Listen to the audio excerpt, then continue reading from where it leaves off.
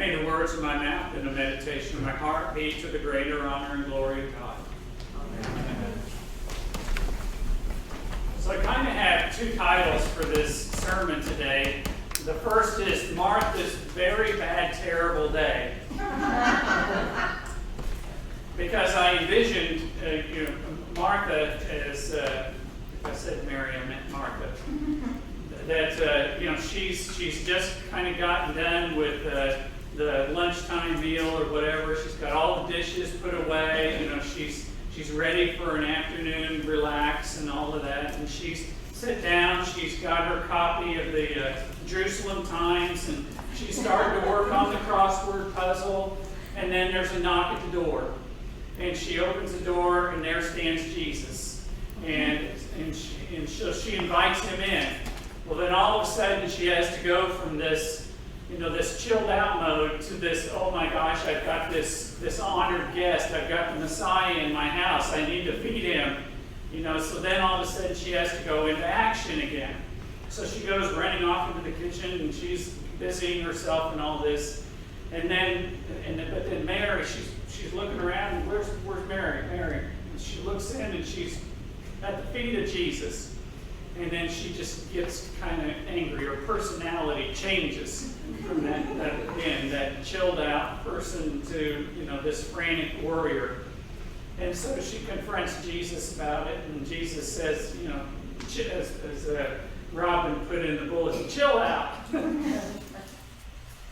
The other title for this I call the Martha and Mary paradigm. And so let me begin by, you probably know what a paradigm is, but let me give you the formal definition. So there's two of them.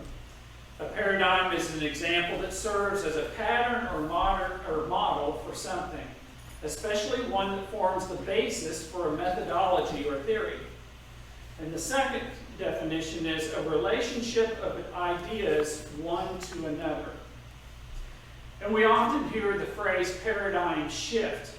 A paradigm shift is when one set of commonly held beliefs and practices is no longer valid and is replaced or shifted to a new set of beliefs and practices.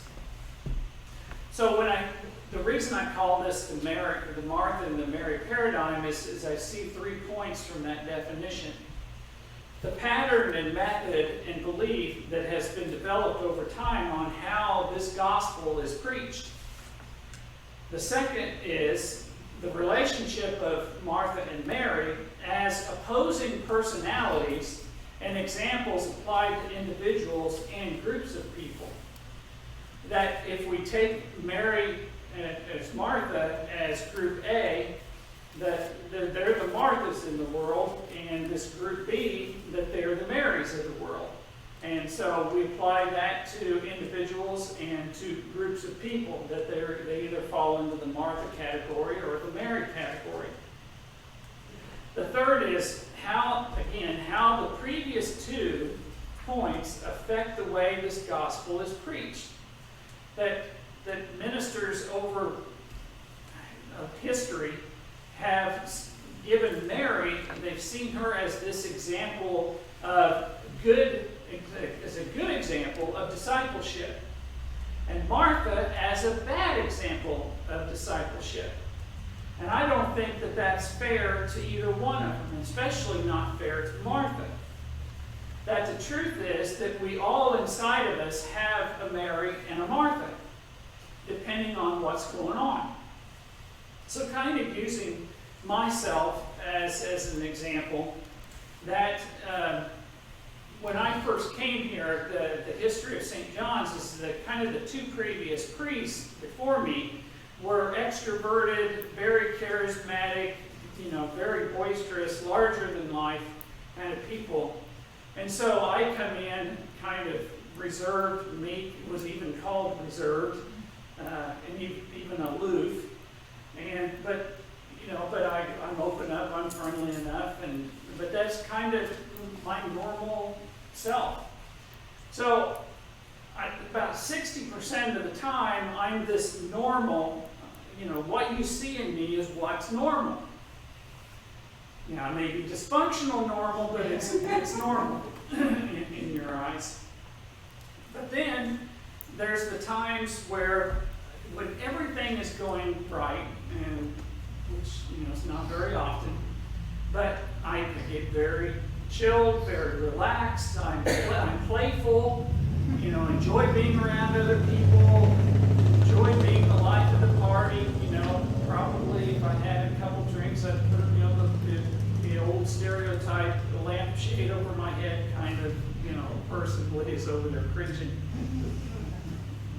But that's kind of the Mary part of me. But then there's that part where I could be everything going right, and then all of a sudden something changes. Something. I get a telephone call that something is going on in the church that's not great, and or something going on at home, and then all of a sudden I shift into this Martha, where I have to become, I have to fix it, and I become this perfectionist and this worrywart, and I have to make it right to get that equilibrium, that balance back to either normal or to that relaxed, chilled out kind of person. So even within myself, so if I'm 60% of normal, then I'm either 20% on the Martha side and 20% on the Mary, because you got to get to 100%. So that's the behaviors that we have. We have the normal, we have the very relaxed, which is not always the case, and then we have that very stressed out personality. But then we have, when we talk about the church and us individually, we have to have a balance of the Mary and Martha. That we have to have times where we have to be the Martha. When Jesus knocks on our door and opens up, and we have to put down the Jerusalem Times and the crossword puzzle, and we have to get busy, serving. But then there are also times where, when Jesus knocks on that door, that we can relax, and times where we have to be attentive to what Jesus is telling us. An example I can think about is I spent on like 2 occasions. I went up to Three Rivers Abbey, which is an Episcopal monastery up in Michigan, Three Rivers, Michigan, and they live this balanced life between Mary and Martha.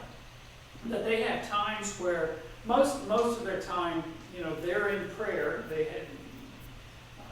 They taught me that I don't ever want to be a monk, because their last prayers are like 11 o'clock at night, and they get up at 4 o'clock in the morning to pray again, and then they pray like 8 times a day, and I just don't think I could quite handle that. But then they have times where they have work to do, and they have to be the Marthas. But then there's times where they can be very playful and go out and do fun things. They take field trips and so on. So they live this very balanced life, Mary and Martha and so on. And I think that's what we need to kind of be in the church, the model. We have to have times where we're in contemplation and prayer, and times where we have work that needs to get done, and then times where we can have fellowship and playtime together. But I would also say that that COVID has forced us into this paradigm shift to where we've had to be more Martha than Mary. And for us is we're still trying to get back into that balance to get back more into the Mary side, and the balance between Mary and Martha. So I would ask you this question is, where are you in your life? Are you perpetually stuck in the Martha, or are you in a place in your life where you can be Mary all the time? Or do you have that, like myself, where you have your normal time, your Martha time, and your Mary time? And where do you make time for Jesus into that? Not only Jesus in serving Jesus but also taking time to understand and